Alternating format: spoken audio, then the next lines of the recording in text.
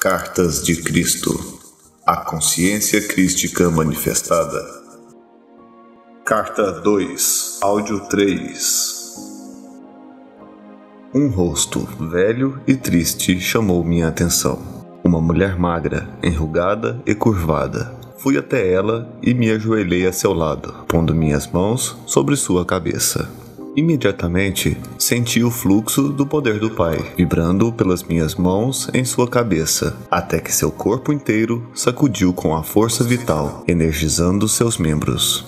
As pessoas, ao verem isso, ficaram atônitas, perguntando o que eu poderia estar fazendo com ela, mas outros acalmaram suas objeções. Gradualmente, seus membros começaram a soltar-se, a alongar-se e a endireitar-se. Seu rosto tornou-se vivo pela alegria de voltar a sentir sua força. Ajudei-a a se levantar, e então ficou de pé por si mesma, com todo o orgulho. Ela estava tão tomada pela felicidade que começou a chorar, depois riu e dançou, chamando as pessoas. "Louvado seja Deus", dizia ela, "louvado seja Deus". E outros que ali estavam repetiam o refrão. Todos estavam profundamente comovidos com o que haviam visto. A aglomeração de pessoas apertando-se contra mim foi tão grande que Zedequias ofereceu-se para controlá-la, de forma organizada e ajudado por outros dos espectadores ansiosos, dirigiu ordenadamente os doentes para mim, para que eu pudesse atendê-los, segundo suas necessidades mais profundas. No final, sentindo-me cansado, meu anfitrião convidou-me a voltar para casa e jantar. Despediu aqueles a quem eu não tinha sido capaz de curar por falta de tempo. Assegurou a eles que eu retornaria no dia seguinte. Foi uma noite festiva. Tanta coisa para falar, tanto para celebrar, tanto para ensinar, tanto para aprender. Todos certamente reconheciam naquilo a boa nova. Eu sabia que havia sido aceito por muitos, por dizer a verdade do que havia visto no deserto. E assim continuou por muitos dias. As pessoas vinham de longe para ver-me. Zedequias e outros amigos seus me ajudaram a controlar a multidão para que eu pudesse curar e ensinar. O povo ouvia com prazer. Eles falavam entre si sobre o Pai e estavam ansiosos por aprender mais a respeito das correntes e ataduras que confinam as pessoas na miséria. A aglomeração de pessoas tornou-se tão grande que eu logo percebi que precisava achar meus próprios ajudantes, em quem eu poderia confiar para me auxiliar. Já era hora de Zedequias voltar a conduzir o seu negócio de couro, que ele vinha deixando de lado. Fui embora para as montanhas para rezar a respeito da escolha dos discípulos, quando veio a mim a convicção de que eu seria guiado para fazer a escolha. Retornei a Cafarnaum. Senti um forte impulso para descer pela beira do porto e falar com alguns homens, que eu tinha visto escutarem meus ensinamentos com muita atenção. Queria saber se eles deixariam suas redes de pesca para juntarem-se a mim. Quando os chamei, Simão, André, Tiago e João vieram imediatamente, felizes em poder ajudar no meu trabalho de cura e ensinamentos. Outros também se juntaram a mim, assim que comecei meu trabalho entre as pessoas. Deixei meu anfitrião, a casa de Zedequias, que me assegurou, entusiasmado, que eu poderia retornar a qualquer momento. E foi assim que comecei minha missão como mestre e curador peregrino, indo sempre que necessário pelas vilas e aldeias. Antes de partir, reuni os jovens que tinham aceitado com alegria me ajudar. Escutariam meus ensinamentos e ficariam perplexos pelo muito que eu tinha a dizer. Era vital que explicasse a eles, primeiro, o fundamento de tudo o que havia sido revelado a mim no deserto. Disse que, apesar da vida ociosa que eu levava antigamente, sempre havia sentido uma profunda compaixão pelas pessoas. E foi minha compaixão que me afastou desse Deus ensinado pelos rabinos. Quando falei da minha total rejeição de um Jeová punitivo, pude ver a dúvida e o choque em seus rostos. Por um tempo considerável, expliquei que eu questionava como era possível falar de um Deus bom quando crianças inocentes suportavam tanto sofrimento. Enquanto falava, via como seus rostos iam relaxando aos poucos. Continuei dando voz às minhas dúvidas e raivas de antigamente, até que vi suas expressões mudarem para a aceitação e em seguida para a concordância completa. Descobri que havia expressado suas próprias dúvidas e perguntas, as quais nunca antes tinham tido coragem de admitir. Enquanto falávamos, pude sentir seu alívio de que já não estavam mais sós em suas resistências secretas com relação aos ensinamentos dos rabinos. Disse que chegou um momento em que comecei a perceber mais claramente que estava desperdiçando a minha vida. Queria mudar e senti fortemente que deveria ir até João Batista como ponto de partida para começar uma nova forma de vida. Descrevi o que aconteceu durante o batismo e minhas 6 semanas no deserto. Expliquei que todos os meus pensamentos, crenças, atitudes, arrogância e rebeldia prévia foram paulatinamente limpos de minha consciência, enquanto passava pelas profundas revelações e visões que me mostraram a realidade que eu agora chamava de Pai. Expliquei a natureza do Pai e que esta natureza divina era constituída também da vontade divina. Disse que era o próprio homem que em seu íntimo se afastava do Pai, por seu pensamento errôneo e comportamento equivocado, e que somente o homem, primeiro pelo arrependimento e logo depois pela limpeza mental e emocional, poderia encontrar seu próprio caminho de volta ao pleno contato com o Pai. Quando isso se cumprisse, a plena natureza do Pai seria liberada dentro da mente, coração, corpo, alma, no ambiente e nas experiências da pessoa. Quando isso se produzisse, tal pessoa entraria no reino dos céus, governado pelo Pai, e o reino dos céus se estabeleceria, ele mesmo na consciência da pessoa. Ela atingiria, então, o propósito de sua existência. Enquanto conversava com meus discípulos, via suas reações refletidas em seus rostos. Toda dúvida havia desaparecido. Havia agora um resplendor de luz, de compreensão e alegria. Esses jovens tornaram-se fiéis entusiastas e exclamaram: "Estas sim são boas novas." Entretanto, após a aceitação de tudo o que eu dissera, houve momentos em que se perguntavam se seria verdade tudo aquilo que eu havia dito. Entendi aquilo. Dispor-se a desfazer-se da imagem de Jeová tão profundamente gravada em suas mentes requeria uma grande dose de coragem. Havia momentos em que falavam entre si e questionavam quem era este homem que pretendia tais maravilhas. E se viessem comigo e afinal eu fosse realmente um mensageiro de Satanás, eles seriam severamente castigados por Jeová. Eles tinham muito a perder: sua posição na sociedade como jovens, homens sóbrios e trabalhadores, sua reputação como comerciantes e artesãos, a perda de suas rendas e o maior obstáculo de todos, a provável ira e rejeição de suas famílias. O que eles receberiam em troca? Disse então que eu não podia fazer nenhuma promessa terrena por sua ajuda na propagação do Evangelho da Boa Nova. Eu não tinha dúvida alguma de que, onde quer que fôssemos, receberíamos alimento e refúgio, e que seríamos muito bem acolhidos pelas pessoas. Somente poderia prometer a verdade de que o Pai conhecia as suas necessidades e que elas seriam satisfeitas e que os manteria com saúde. Poderia também prometer que, se eles se voltassem para o Pai e confiassem no Pai, a cada passo do caminho seriam tão felizes como nunca haviam sido antes. Experimentariam o reino dos céus por eles mesmos, na medida em que deixassem de lado as exigências do eu e se pusessem a serviço dos outros. Seriam testemunhas de curas e estas aumentariam sua fé e daria a eles coragem para suportar quaisquer incômodos da jornada. E assim começamos nossa missão para espalhar a boa nova do Evangelho do Reino. Enviei à minha frente estes jovens para as cidades que iríamos visitar. Ao chegarem, diziam às pessoas da cidade que se juntassem para escutar a boa nova do reino dos céus. As pessoas ficavam surpresas e queriam saber mais, mas os discípulos pediam que fossem buscar seus amigos e vizinhos. Todos ficariam sabendo do que se tratava quando Jesus chegasse, e também haveria curas de seus doentes. Excitados, muitos corriam para ajudar a difundir a boa nova, e logo estavam reunidos, formando uma grande multidão.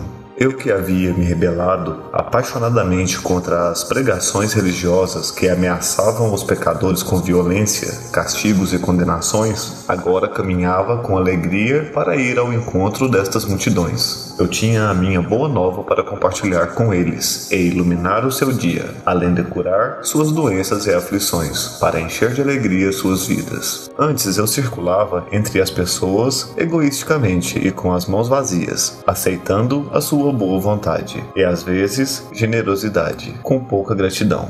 Agora eu vinha com uma abundância de possibilidades vivificantes para todos aqueles que estavam dispostos a ouvir minhas palavras e tomar medidas para melhorar a qualidade de vida. Quero que você, que está lendo essas páginas, compreenda plenamente minha posição naquele tempo, meu estado de consciência depois de minha iluminação no deserto e a pessoa que eu apresentava aos meus conterrâneos como Jesus. Foram feitas tantas conjecturas a meu respeito que devo contar a verdade a vocês.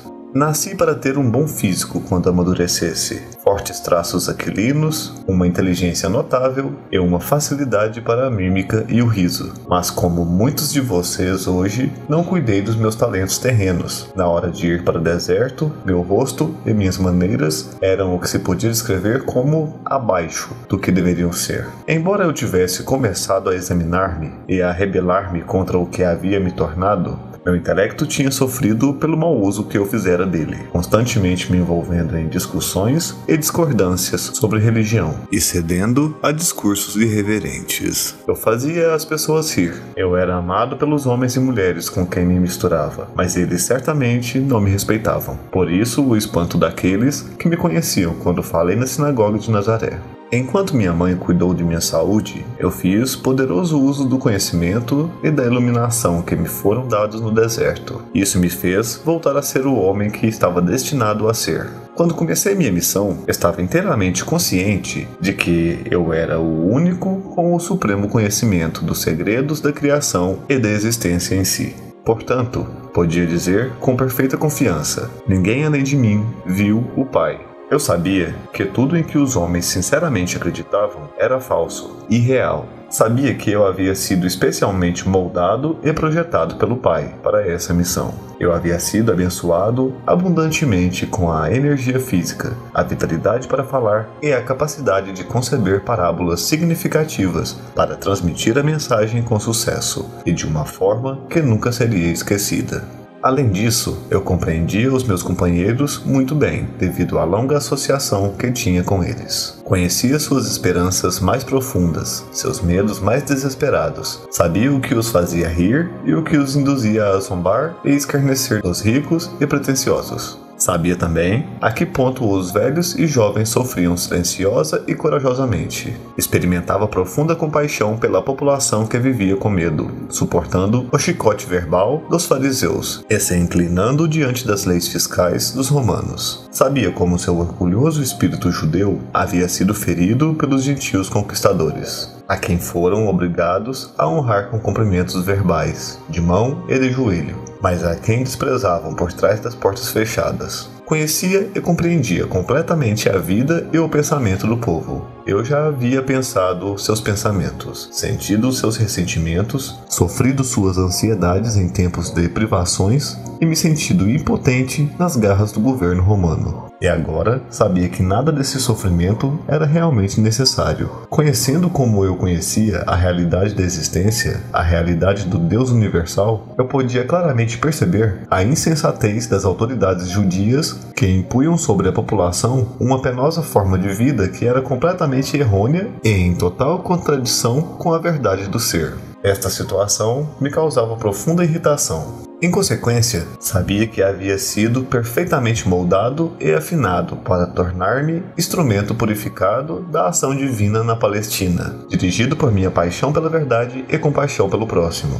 Por isso, eu me chamei Filho do Homem, porque sabia exatamente o que a humanidade enfrentava em sua vida cotidiana. Além disso, eu tinha plena confiança de que poderia alcançar meu objetivo de levar a verdade às pessoas, e assim ser instrumento de mudança na qualidade de suas vidas. Por esse motivo, ainda que eu soubesse desde o início de minha missão que haveria um preço a pagar por tudo o que me propus a fazer, virar de ponta cabeça e pelo avesso o mundo conhecido dos judeus, estava preparado para enfrentar e passar por isso. Não podia escapar, porque amava as pessoas com o amor do Pai, que fluía do meu coração e ser. Pois o Pai Amor é a essência do dar, dando-se Ele mesmo no ser e existência visíveis, no crescimento, proteção, nutrição, cura e satisfação de todas as necessidades da criação tornada visível. Eu sabia que era o presente de salvação do Pai para as pessoas, para o mundo, e não como eles supuseram e ensinaram durante séculos, a salvação do castigo imposto aos pecadores por um Deus irado, mas para salvar as pessoas da repetição diária dos mesmos enganos do pensamento errôneo.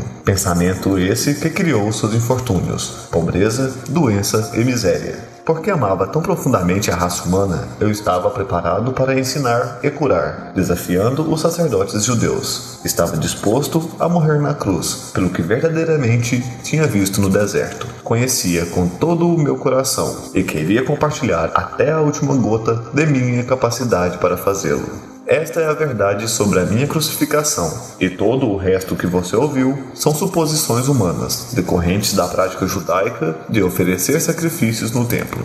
Eu era um presente do Pai para a humanidade, para ajudá-la a superar a ignorância das leis da existência e a encontrar o verdadeiro caminho da vida, que conduz à alegria, à abundância e à perfeita plenitude do reino dos céus. Estas eram as percepções, os desejos, as intenções, os objetivos e os pensamentos que levava em minha mente e coração. Esta era a roupagem mental e emocional terrena, que cobria minha consciência espiritual oculta na cabeça e figura de Jesus. Esta era a minha consciência espiritual, canalizada nos pensamentos e sentimentos que me impulsionaram a empreender uma jornada de 3 anos, para levar às pessoas aquilo que eu acreditava plenamente ser o resgate final de sua própria forma cega de pensar e sentir, a qual criava suas próprias vidas turbulentas. Eu verdadeiramente acreditava que, se pudesse demonstrar às pessoas tudo aquilo que me havia sido dado a compreender, perceberiam sua loucura anterior e se esforçariam para mudar sua forma de pensar e colocar o pé na direção do caminho da vida, que conduz ao reino dos céus. Para este fim, eu estava disposto a dar minha vida.